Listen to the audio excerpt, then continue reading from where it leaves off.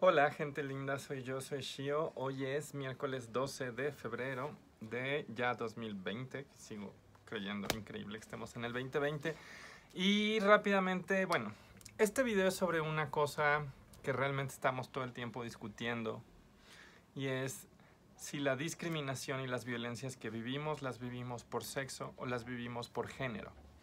Y es una cosa que hoy, no solo en Twitter, sino en general en muchos espacios feministas y también LGBT, se debate.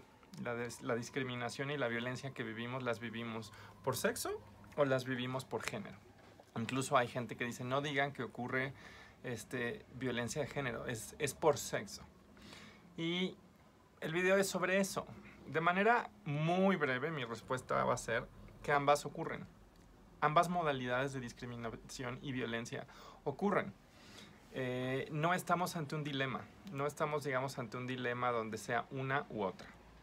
Y eso me parece fundamental. Ay, ya, es que mi teléfono está escurriéndose. Me parece fundamental darnos cuenta que los mecanismos por los cuales operan las dinámicas de violencia y discriminación son muy distintos y son muy heterogéneos. No hay un mecanismo. Pongo varios ejemplos. Vamos a suponer que va caminando una chica en la calle y le chiflan. Alguien va a decir, ay, eso no es importante, eso es una taruga. Pero en realidad justo una de las cosas que estamos discutiendo en estos tiempos es que es una forma de discriminación o de violencia que puede alguien decir, bueno, no de discriminación, más bien una especie de microviolencia, que alguien puede decir, oigan, pero esto no es aceptable. Sobre todo cuando además hay 400 chiflidos en la calle, ¿no? Bueno, fuera que solo fuera uno. Cuando pasa esto, cuando por ejemplo es un chiflido, lo que estamos viendo es, otra vez a mi teléfono, desviarse. Ya. Lo que estamos viendo allí es algo que tiene que ver con el género. ¿Por qué tiene que ver con el género? Porque claramente quien te ve no tiene manera de ver tus cromosomas. No tiene manera de ver tus niveles hormonales. No tiene manera de ver si tienes el gen SRI o no tienes el gen SRI. Y muy probablemente no tiene manera, digo, a menos que vayas en cueros, cosa que no vivimos en comunidades nudistas, no tiene manera de ver tampoco tus genitales. Entonces pongo este ejemplo del silbido callejero como una forma de microviolencia que está sobre todo rastreando una propiedad que tiene que ver con la visualidad o un conjunto de propiedades que tiene que ver con la visualidad. ¿Cómo se ve a alguien? Y ese mecanismo de microviolencia lo que rastrea es eso, una apariencia. Y ese es por género. Y esa le puede pasar, por ejemplo, a una chica cisgénero o a una chica transgénero. Yo aquí, por ejemplo, lo he dicho, que sí me ha llegado a pasar, por ejemplo, que voy caminando y desde, no sé, desde una construcción, un camión, un taxi, un coche, un vato enfrente, me chiflan. Claramente, no, o sea, no le están chiflando, no me están chiflando así de lo que están viendo no es mi sexo, están viendo mi género. Y entonces pongo este ejemplo para que veamos que hay veces donde tenemos intercambios, por ejemplo, muy fugaces, muy cortos, donde las propiedades sociales rastreadas, las propiedades corporales rastreadas tienen que ver con una apariencia. Y ahí estamos viendo sobre todo microviolencias o discriminaciones por género. Ahora, pongamos un ejemplo muy distinto.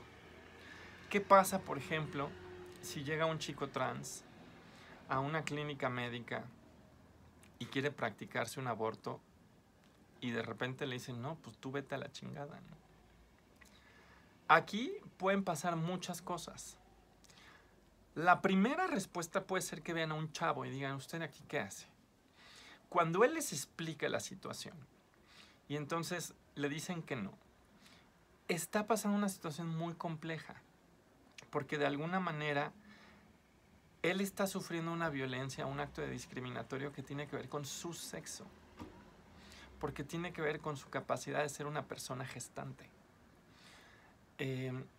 Y eso le puede pasar, por ejemplo, a un chico trans. Esto lo menciono porque no es accidental, por ejemplo, y hace unos pocos días nos comentaba gente de GIRE, que es esta ONG feminista que se dedica a justicia reproductiva, que se han dado cuenta que tienen, por el tema de justicia reproductiva, que tienen que reconocer que no siempre es un tema de mujeres, que le puede, por ejemplo, pasar a un chico trans, a una persona no binaria, que puede pasar a otro tipo de cuerpos. Entonces, ahí podríamos decir qué propiedad es la que están rastreando y que está de alguna manera dando lugar a esto. En el caso de un chico trans, por ejemplo, que está sufriendo una violencia por solicitar un aborto o algo así, es algo que está... No digo que solo sea violencia por sexo, porque probablemente la primera respuesta sea, ¿usted qué hace aquí? Se rastrea su apariencia. Pero después de eso ven mucho más. Ven a alguien, en efecto, a un chico que puede estar embarazado y que quiere interrumpir eso. Y entonces le dicen, no, aquí no hacemos eso, aquí protegemos la vida. Y entonces pasa una forma de discriminación más compleja. Pongo más ejemplos. Por ahí la gente dice, la discriminación y la violencia siempre son por sexo. Y claro, por sexo están entendiendo cosas como los genes, los cromosomas, los niveles hormonales, el que tengas un útero, el que tengas una vulva. Y por supuesto podríamos hacer la pregunta de, ¿te pueden discriminar por tus genes? ¿Quién sabe? ¿Quién tiene acceso a saber cuáles son mis genes? Y yo les diría, el 99.9% de la gente probablemente no. Pero no es una imposibilidad. Porque podría ser en efecto que te hagas una prueba genética y que esa información se filtre. Y que entonces seas objeto de un acto de discriminación o violencia porque alguien tuvo acceso y conoce algo de tus genes. De repente alguien ve a una chica, la ve y dice... Y se entera que tiene gen SRI, que es este gen que está en el cromosoma Y, que se supone que es el responsable de iniciar un proceso de masculinización en los fetos. En principio es posible que esto pase. Lo mismo puede pasar si, por ejemplo, tú vas y te haces un cariotipo y entonces esa información médica se filtra. Ahí estaríamos viendo formas de violencia y discriminación donde la propiedad rastreada sí puede ser un gen o un cariotipo y alguien diga, ay, esta chica no era chica porque tenía XX. Y me van a decir, ahí hay transfobia también. Por supuesto que hay transfobia también. Pero lo que quiero que veamos es que las maneras en las que pueden rastrearse las propiedades de un cuerpo, las propiedades sociales que se le atribuyen a un cuerpo, las propiedades biológicas que posee un cuerpo, se pueden rastrear de maneras muy complejas. Entonces, sí, en algún momento podría darse una situación donde te discriminan por tus niveles hormonales, por tus genes, por tus cromosomas, por tus hormonas.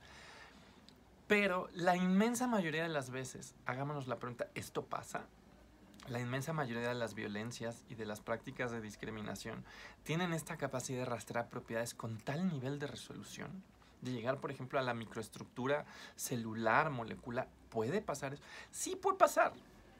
Pero la mayor parte, por ejemplo, de las dinámicas de discriminación y violencia que se dan en interacciones esporádicas, transitorias, evanescentes o cortas, o sea, en periodos muy cortos, lo que normalmente están rastreando es propiedades de la apariencia de un cuerpo.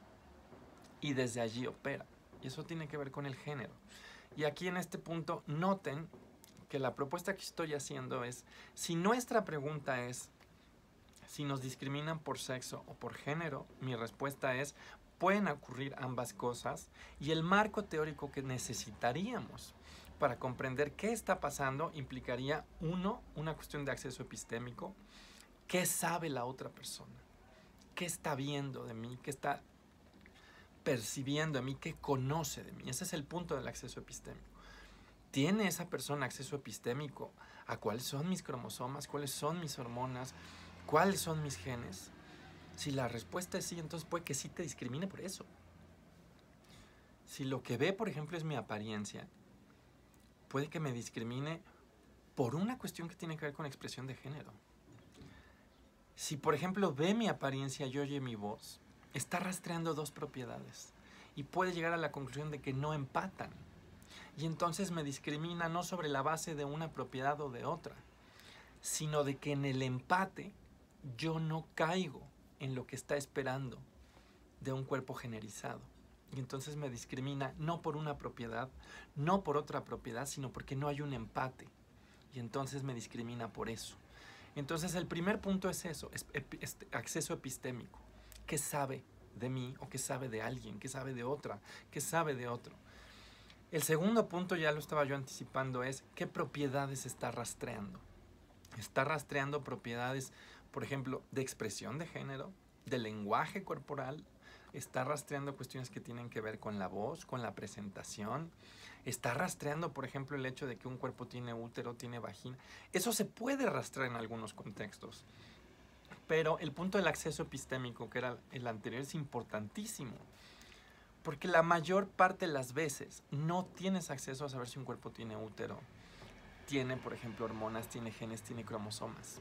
Lo supones, pero no lo sabes. Lo infieres, pero no lo sabes. Las propiedades que estás rastreando suelen ser propiedades que tienen que ver con la percepción pública del género.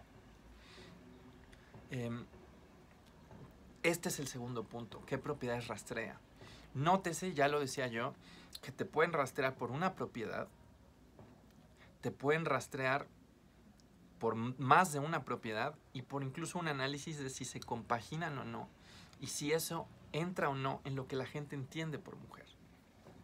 Aquí la discriminación y la violencia de género se complejiza. Y aquí es donde nos damos cuenta que el tema de violencia y discriminación de género tiene necesariamente que atender a cuerpos, digamos, no hegemónicos. No es que el feminismo esté acá y lo LGBT esté acá. En el rastreo de propiedades que no empatan, justamente una de las cosas que termina pasando es que se castigan a todos los cuerpos no hegemónicos, que suelen ser cuerpos de lesbianas masculinas, de chicos gays femeninos, o de chicos heteros, o de mujeres heteros que no tienen la expresión de género esperada, o de mujeres trans, hombres trans, de personas intersex. Entonces este sería, si está acceso epistémico, ¿qué sabe de mí? ¿Qué propiedades está rastreando? Es lo segundo. ¿Y cómo las está evaluando?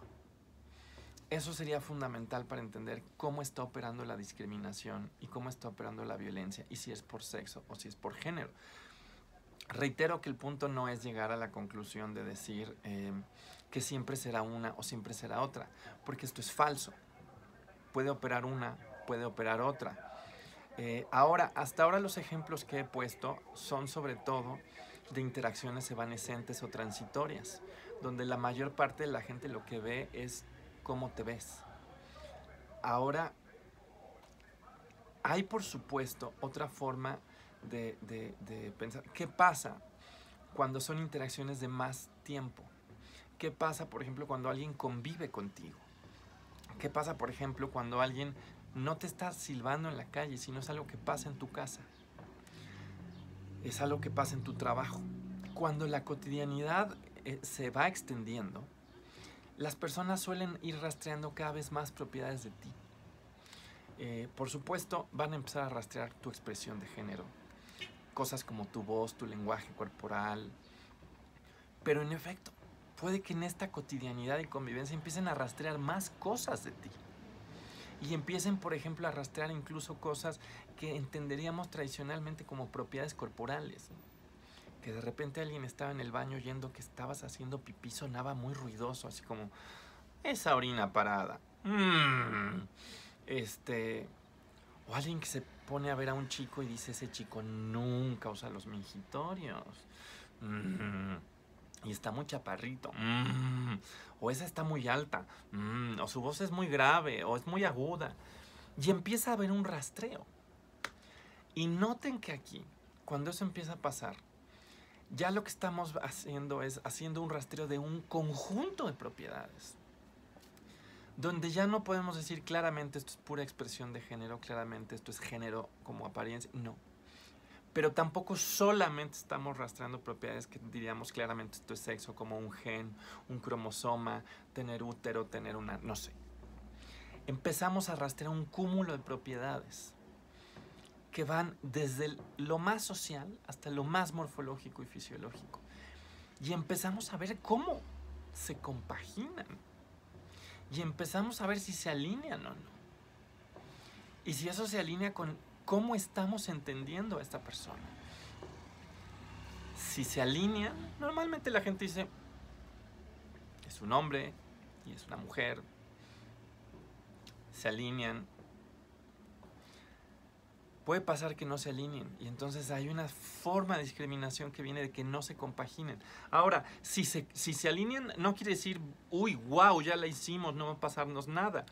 Porque esto sería también un mito. Si se alinean, lo que puede pasar es que, esto es una mujer y viene un acto de discriminación o violencia hacia una mujer que puede tener de alguna manera, puede de alguna manera estar en el centro de la gaussiana y decir, pues es una mujer que mide el promedio de las mujeres, habla como, o sea, está, digamos, al centro de la gaussiana y aún así es discriminada. Pero noten que ahí lo que puede pasar es que esté siendo discriminada simultáneamente por un rastreo que está viendo las propiedades morfológicas, fisiológicas, conductuales, lingüísticas, todo eso está pasando. Acuérdense que estamos en esta segunda situación donde ya no son interacciones evanescentes o transitorias, sino son de más largo plazo. Entonces, ahí cuando son interacciones de más largo plazo, el tema del acceso epistémico, el tema de rastreo de propiedades se hace mucho más sofisticado. Porque empiezas a ganar más conocimiento de la persona, de más facetas de la persona. Y con eso la vas colocando en una serie de lugares sociales, en función de cuáles son tus creencias. Entonces ahí tendríamos que decir, esta es discriminación por sexo o por género. De hecho, es una discriminación que obedece a un rastreo multidimensional de propiedades que son sexo y género. Y aquí no me estoy peleando acerca de si el género constituye al sexo. Aquí los estoy dando como si fueran dados separados, dicotómicos. No me estoy peleando con eso. Solo estoy tratando de responder esa pregunta y mostrar que pueden de hecho ocurrir simultáneamente, que puede ocurrir una, que puede ocurrir otra. Quien dice siempre es por sexo se equivoca. Ahora, para ir cerrando este video, normalmente, y aquí alguien va a decir, normalmente la discriminación en efecto que hace este rastreo, si quieren, en situaciones evanescentes o transitorias de cosas que tienen que ver con la apariencia, la expresión de género, normalmente es una cosa que está suponiendo un sexo. Y alguien puede decir, claro, lo que pasa es que la inmensa mayoría de los cuerpos asignados mujeres al nacer van a tener cierta trayectoria de vida. Y alguien podría decir, claro, lo que va a ir pasando es que sobre una serie de propiedades presuntamente biológicas, y aquí digamos que hay propiedades biológicas más o menos claras, como, pues qué genes tenía, qué cromosomas tenía, si tenía ciertos caracteres sexuales primarios. Y bueno, no nos vamos a pelear sobre cómo se establecen las fronteras de eso ahorita, aunque es un tema fundamental. Y sobre eso se van a ir confiriendo, y este es otro término técnico, conferir propiedades, porque sobre lo que se ve de la morfología se van a ir confiriendo, por ejemplo, roles, posiciones estructurales, se van a ir confiriendo expectativas, se van a ir confiriendo incluso historias de vida distintas a las que puedes aspirar, se van a ir confiriendo incluso tratos afectivos distintos. Y esa lógica de la conferabilidad, suena horrible, pero justo implica, esta es una visión muy tradicional, de que sobre la anatomía se van a ir cargando una serie de simbolismos que no estaban allí originalmente y que entonces lo que hacemos es usar como variables de alguna manera proxy a estas variables sociales, porque en efecto no tenemos acceso epistémico a las variables biológicas. Lo que tenemos es acceso epistémico a lo más obvio. Pero mucha gente lo que usa es que dice que esto es confiable, porque suelen conferirse roles distintos, historias de vida distintas, relatos distintos, cuestiones afectivas, tratos afectivos distintos, esperanzas distintas, educaciones distintas. Eso suele pasar. Entonces dicen, son variables de alguna manera confiables, y entonces hay gente que querría hacer un rastreo diciendo, esto siempre es por sexo. Porque lo que en realidad la gente quiere rastrear cuando rastrea las propiedades sociales es el sexo. Y lo que tendríamos que decir es, pero eso no pasa. Eso de hecho no pasa. En efecto, la gente supone lo que está viendo, pero no. De hecho, no son cadenas inferenciales infalibles. Lo que la gente está rastreando, por supuesto, son propiedades sociales que se le han asignado a una serie de cuerpos. Y ahí, entonces, la cadena inferencial truena. Entonces, la gente que está diciendo es que es por sexo, porque simplemente esto es una cadena que suponemos confiable que me permite inferir el sexo, es que no. E incluso hay veces que sabemos claramente que, por ejemplo, alguien ve a un chico afeminado, alguien ve a una mujer muy masculina, y no es que eso nos confunda a veces, de decir, ah, claro, yo creía que este chico era una chica, o esta chica era un chico. No, a veces simplemente estamos haciendo un rastreo de una propiedad social que no consideramos que le va a ese cuerpo, y sobre eso viene un acto de discriminación y violencia, pero no porque estemos pensando que esto puede al final del día rastrearse al sexo, sino que lo que estamos rastreando precisamente es una propiedad corporal o social que en principio decimos eso no va con ese cuerpo. Entonces no es cierto que siempre puedas retrotraer las propiedades rastreadas al sexo, y no es cierto que siempre estés tratando de hacer una inferencia al sexo. A veces lo que estás justamente es rastreando una propiedad a sabiendas de que no va con la manera en la que esa persona se presenta. Llega un chico y dice, soy un chico, pero es tan afeminado que no es que estés tratando de inferir que es una mujer y entonces hacer un acto de discriminación misógino. Pero hay misoginia involucrada, porque dices, es que esa propiedad no le va a este cuerpo. Y entonces es un cuerpo que se aleja de la norma. Y entonces viene el acto de discriminación y violencia, ¿no? Por eso yo quiero enfatizar tanto que puedes de hecho tener situaciones de ambos tipos. Puedes tener discriminación por sexo, por género, y no siempre es el caso que en la discriminación por género lo que estés haciendo es tratar de inferir el sexo de las personas. A veces no dudas del sexo de la persona, pero como rastreas multidimensionalmente muchas propiedades, cuando no concatenan, viene un acto de discriminación. Y eso no quiere decir tampoco que cuando sí concatena no venga un acto de discriminación, porque ya decía yo, puedes tener una mujer que de alguna manera instancia lo que está en la curva gaussiana y aún así la discriminas. Entonces, bueno, pues un poco la idea de este video era discutir ese tema. Había una cosa más que quería decir, pero pues creo que ya se me olvidó. Tururum, ni modo, soy una frita. A ver si me acuerdo. No me acuerdo. Pero bueno, justo hoy en la UNAM, dicho sea de paso, el Consejo Universitario está discutiendo algo muy importante, y es si va justamente a modificar de una manera importante el diseño institucional de la UNAM, que va, por ejemplo, a esto que yo mencionaba hace unos pocos videos, quitar esta discrecionalidad en las penas, que va de hecho a generar órganos que sean un poco más autónomos. No sé qué tan autónomos vaya a quedar al final, y que la legislación universitaria ya contemple de hecho la tipificación de la pena y la violencia de género de manera grave, ¿no? Entonces, bueno, la gente que está en México, la gente que le interesa lo que pasa en la UNAM, pues tiene que estar atenta a lo que pase hoy. Y nada, nos vemos en una semana. Bye bye.